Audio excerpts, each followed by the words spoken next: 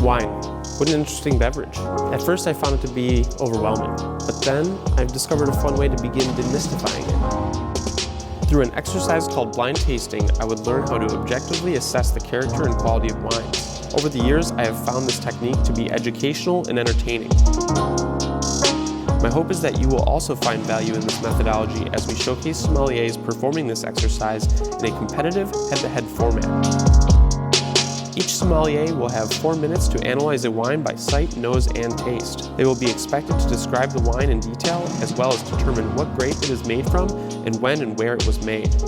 Coming to you from Detroit, Michigan, my name is Joseph Allerton, and this is The Blind. Welcome to The Blind.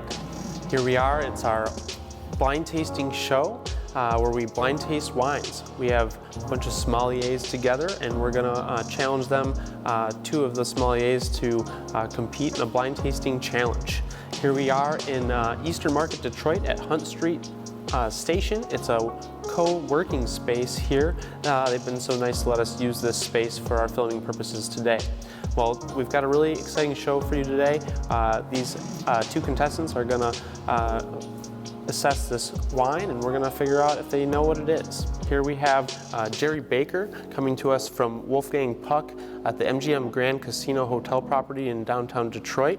He is the assistant general manager there and also curates some of the wines on the list. And then also over here we have Michelle DeHaze coming to us from HD Vintners, which is a distribution and importing company that brings in fine wines. Michelle and I go back a ways. We used to work at a restaurant together before she got into the distribution and sales side of the business, and she was the general manager of a couple restaurants that I worked in when I was a server, just kind of getting started with my wine career myself. So these days I'm a general manager of Michael Simon's Roast, located in downtown Detroit, where I also curate the beverage program with Taylor Schmidt there. Both Michelle and Jerry are advanced level sommeliers through the Quartermaster Sommeliers organization. Very cool. Thanks for being on our show today and helping us judge this challenge. Thank you. Happy to be here. Awesome. Thanks for having us. Thank you. And then over to our challenge table, we have Joe Denham. He is coming from Wolfgang Puck restaurant, also in the MGM Grand Casino here in downtown Detroit, where he is a sommelier and works with Jerry on curating those wines. He is a certified level sommelier. And then over to his right, we have Brian Lemarena, who is the beverage director for Frame, which is a pop-up venue kind of space that hosts different hospitality professionals curating unique experiences.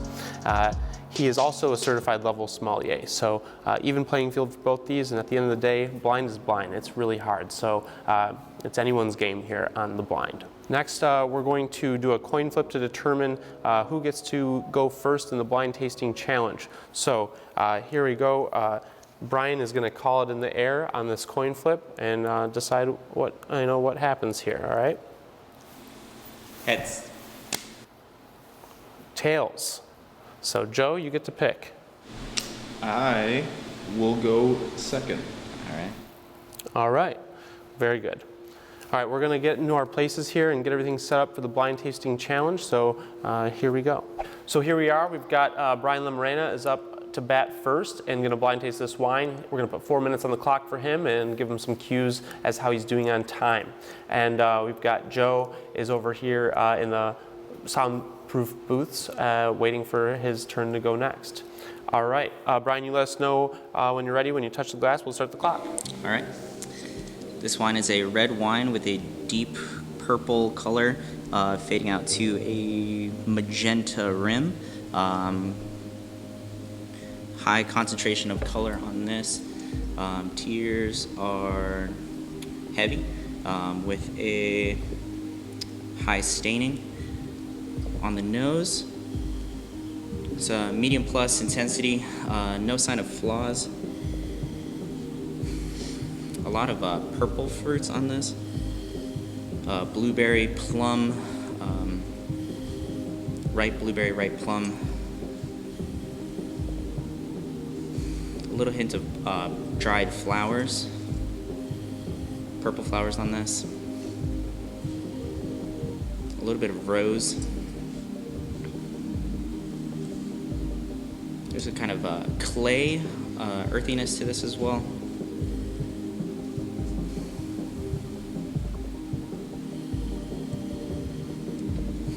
Small amount of kind of baking spice, a little bit of clove and cinnamon and vanilla.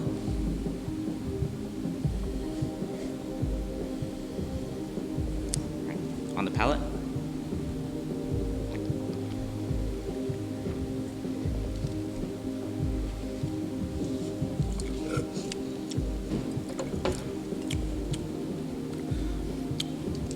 Medium plus tannin on this.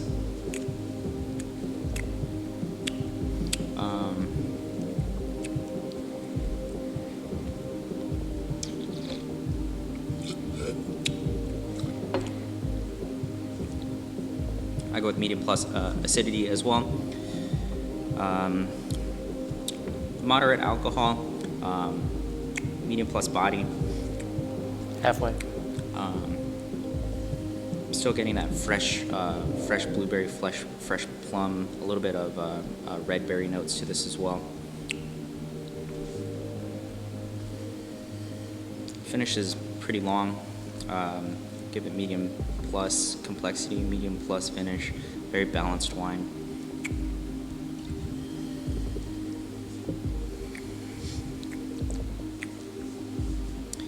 Because of the acidity, I would say this is probably a cooler climate. I'm gonna go with Old World. Possible grapes, Nebbiolo, Merlot, Cabernet.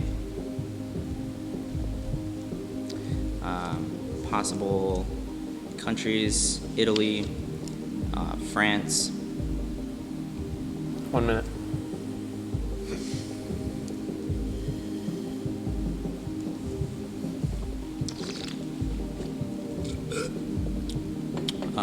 I'd go with a 3 to 5 year age range.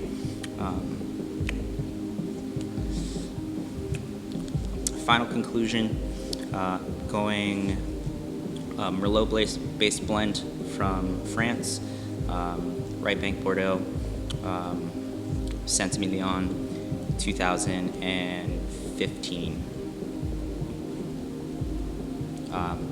High quality producer. 20 seconds left if you want to say anything else.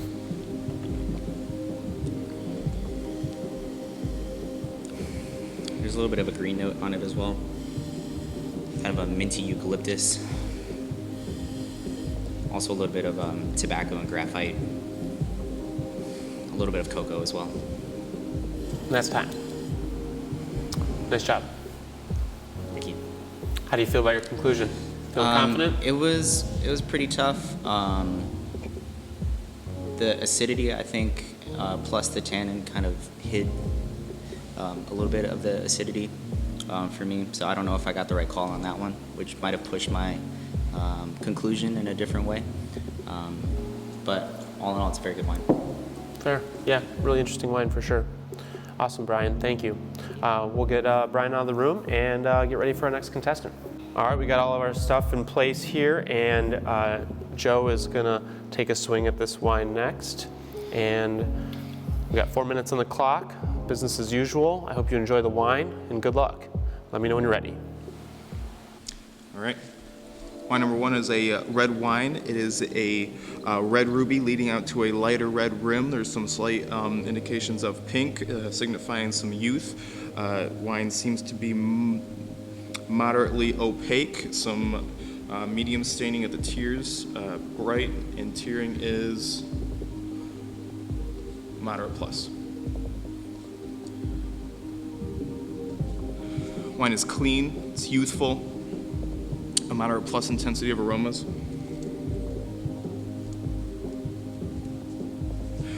Both a mixture of red and black fruits. I'm getting red fruits first, some riper cherry, ripe raspberry, a little bit of tart strawberry, and then just a touch of like black cherry in the background, a little underripe, just a touch of that black fruit.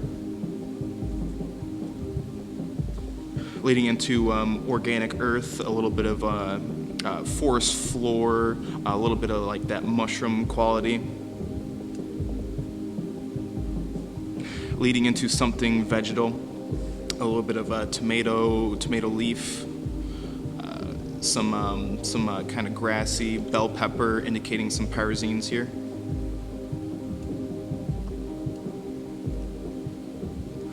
I'm also getting a spicy quality. I'm getting some black pepper, maybe a little bit of olive.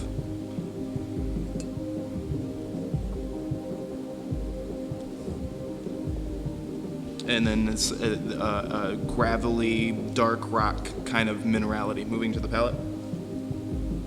Halfway.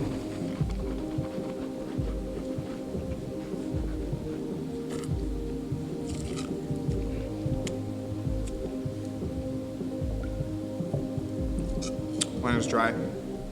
Acid's moderate plus. Body is moderate plus. Alcohol is moderate. Wine is round.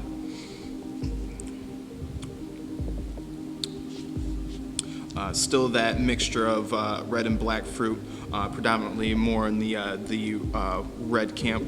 That ripe cherry, raspberry, a little bit of blue fruit in there as well, a little bit of ripe blueberry, some of that black cherry in the background.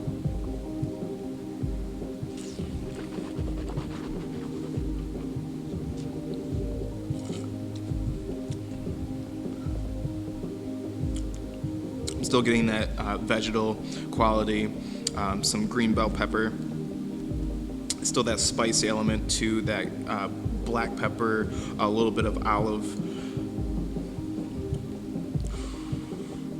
I'm getting a little bit more florals that weren't so present on the nose, rose petal, some fresh kind of rose water.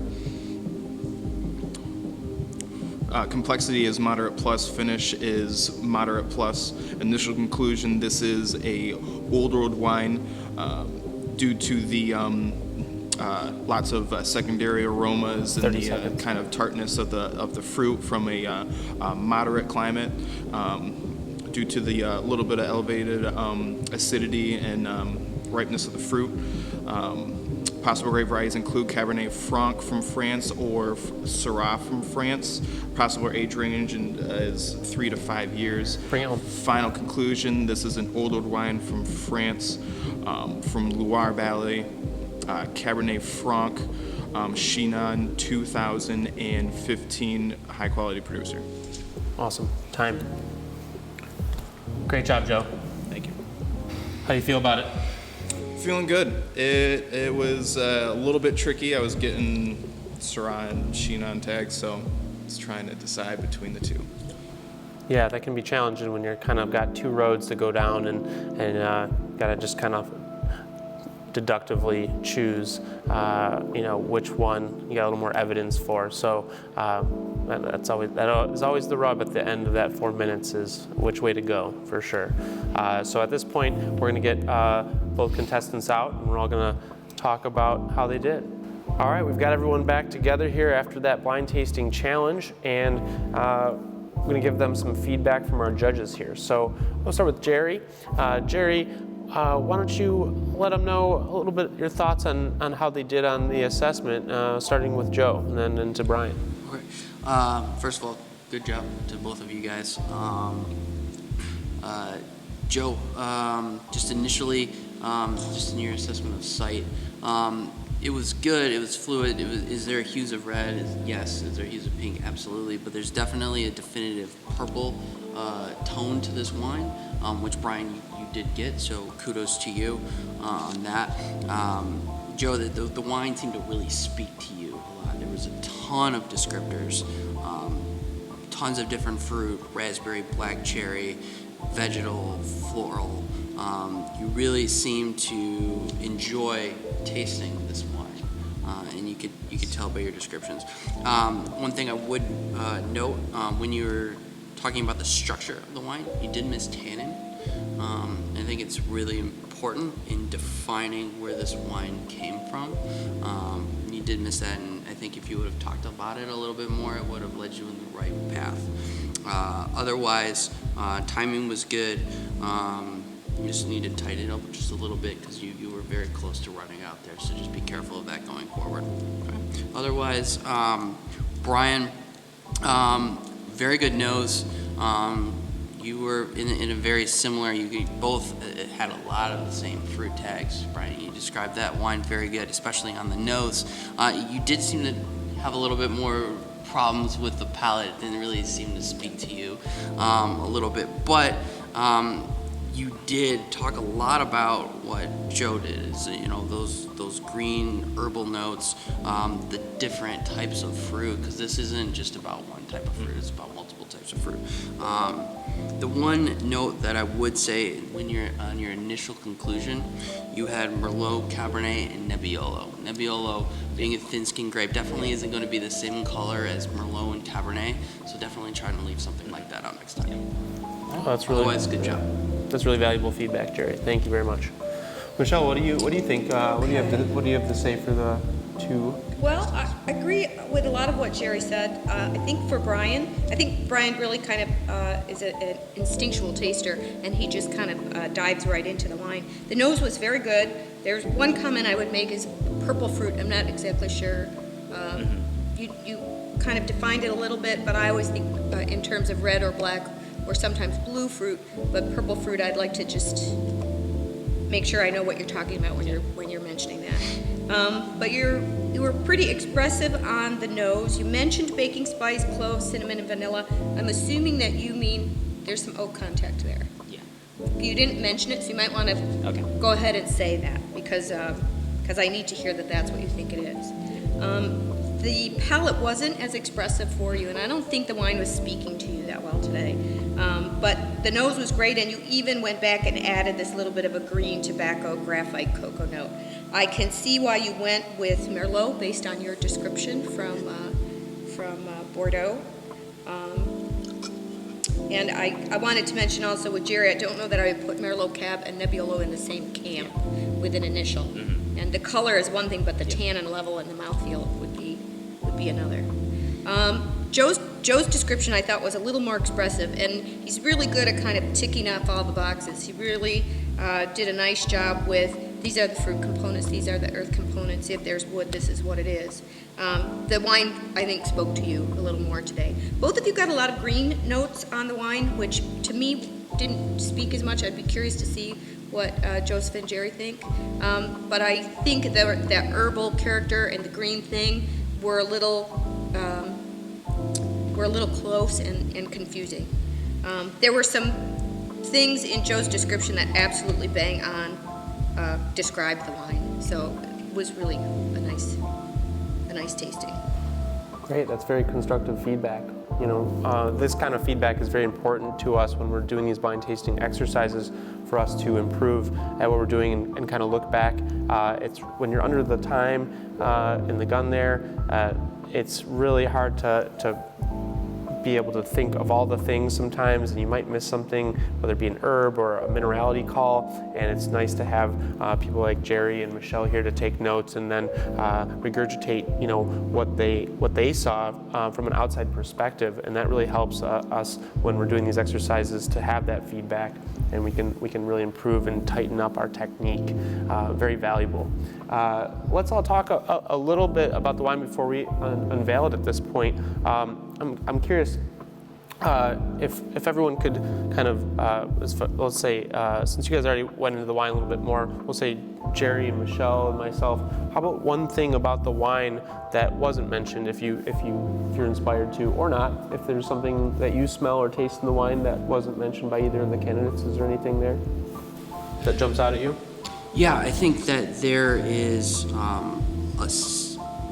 not only was there like a green cooling note, but there's also an herbal savory tone to the wine as well. Bay leaf comes to mind, thyme. But there's also this, and Michelle had talked about it earlier, before when we got our little head start on our tasting, there's this briny character to the wine. It almost comes off like olive, and I think one of the two. I think Joe mentioned it a little bit more. But to me, he didn't really define the olive. We'll go there. But to me, it's more of a green, actually green and black olive, and I think that's very important to differentiate between the two. But I think they're both there. Michelle? I agree. For me, that olive, and it's almost like an olive tapenade, kind of like like a little bit of a pickling thing, but not dilly. It's more of a briny character to the wine that, for me, really defines this wine. It's a personal tag, and I think it's important for anyone that's practicing their blind tasting as you start to develop your own personal tags for certain varietals in certain regions. So That's good advice. It's a matter of identifying them. Thank you. Yeah, that's awesome. All right, well, we're gonna get this wine out here, and maybe it'll reveal the winner in its own, or not, and we'll have to make a hard decision. I'm sure it'll be the latter.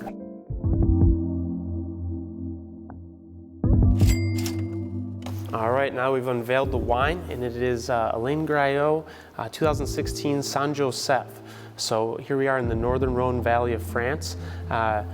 Dominant grape Syrah in these wines from the appellation of Saint Joseph. So neither contestant got the grape right or the place, but they were in the right country. So let's get with our judges here and see what that means for who might be the potential winner and who was a little closer with their assessment, even though they didn't nail it. So let's start with Michelle. What do you think, Michelle? Was that a tough decision for you over here? I think today it was, I think this call, I think, needs to go to Joe. His description was complete. He didn't get the final conclusion correct, but he was in the ballpark, and his description was really good. He kind of checked all the boxes. He got all his structural components for the most part, and I thought it was just a really nice tasting. He kind of boom, boom, boom, the wine spoke to him very well. So I'm going to give Joe the call today. Okay, Michelle chooses Joe. Excellent. Jerry, how about you? What do you think? Although both contestants did a really good job, both had flaws. Obviously, both missed the grape, but that's why the initial conclusion is so important in these things. It kind of gives us that backup plan, right? And at the end of the day, Joe's backup plan was there. He did put Syrah in his initial conclusion, and that's the reason why I have to go with Joe. Excellent. So congratulations, Joe. You're the winner today on the blind.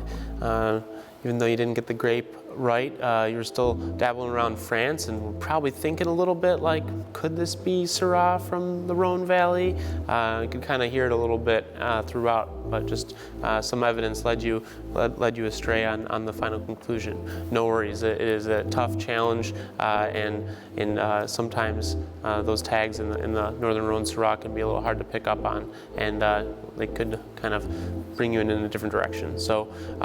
Very good job, both of you guys, though. Nice. Now, Michelle, you chose this wine today. You want to tell us a little bit about it and why you thought it'd be good for the challenge today? I love Syrah, and I think it translates well around the world. It can hold on to its varietal character, grown in many different areas, as long as the winemaker doesn't futz with it too much. This particular winemaker, Alain Graillot, started growing Syrah in Crozes-Hermitage in the mid-'80s, and is kind of considered one of the leaders of the pack for Crozes. He makes a tiny amount of Saint Joseph. We just got some back in, so I couldn't resist bringing a couple bottles today to show it in the tasting. So I really enjoy the varietal. Well, thank you for bringing this one. Thank you for sharing that little allocation with the group today. I appreciate that. Yeah, you mentioned varietal character. Do you want to give us like a couple bullet point tags of what you would say varietal character is for Syrah? For Syrah, I often think red fruit, specifically for me raspberry, but red berry fruit. There's a meaty character to the wine that can come off sometimes a little smoky, mesquite, or I often think of breakfast sausage. There's this kind of bloody, meaty quality to the wine. And then that kind of olive tapenade, dried herbal thing. So Oh, good. it's a complex varietal, and just I always find it fun and interesting to taste. So. And the French Syrahs, are those your favorite of all the different? Oh, I hate when people ask for favorites. I shouldn't say, but I love when you find that character in Syrah from Washington State or California or even Australia. I just like to find that they don't muddy up the water and just make plain red wine. It still speaks of its integrity. Yeah, don't ever ask a sommelier to tell you their favorite wine, because it'll be like, you better have a couple hours to spare because it's going to get complicated. Not a fair question, right? Excellent. So, Joe, you're taking home a bottle of this San Josef today. What do you think? Is a wine that you would want to have with food, or just kind of, drink it on the beach? Anything in particular you would have planned for this wine? Definitely a wine that would go great with food. Food for me personally would probably be like a lamb bolognese or a lamb ragu. Comes to mind, would be delicious with this, but I personally like Syrah just to drink by itself as well. This one shows all the right characteristics. I didn't get all the gaminess that I should have. That's what led me away from it. Yeah. But still great bottle of wine. Excellent. Yeah, pretty balanced and easy, approachable Syrah here. It's, not like it needs food. It's very enjoyable just with no food in front of us currently. You mentioned lamb bolognese. Anything, what if you were a vegan? Is there anything that you think would work well with this in vegan cuisine? Yeah, absolutely. I would say like maybe like a roasted eggplant with like a red sauce would go great with this as well. Oh yeah, that does sound good. You can really get some rich, like decadent, even kind of earthy tones out of eggplant if you prepare it properly. That's a good idea. Oh, that sounds good, making me hungry. Excellent. Well, congratulations, Joe, on winning the blind tasting challenge today. I'd like to thank Hunt Street Station co-working space in Eastern Market for letting us use this space to film our show today, and shout out to Autumn Rider Films for helping us do all the filming and put this show together as well. And I'd like to thank our judges, Michelle and Jerry, for being a part of it, and as well as Joe and Brian for being brave enough to blind taste wine in front of a camera. It's already hard enough to do on its own, but this is adding a little extra element of nerves to it. So nice job, everybody. Great. Thank you, everyone, for tuning into The Blind today. It was a really fun show. Really enjoyed what everyone contributed to the show about this wine. And make sure you hit that subscribe button and ring the notification bell if you want to stay tuned for future episodes as they become released.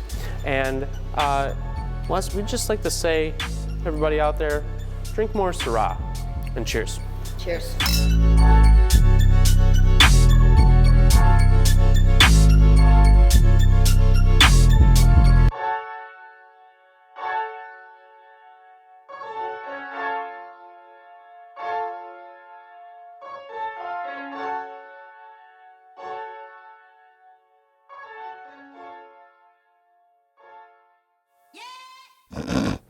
Boring.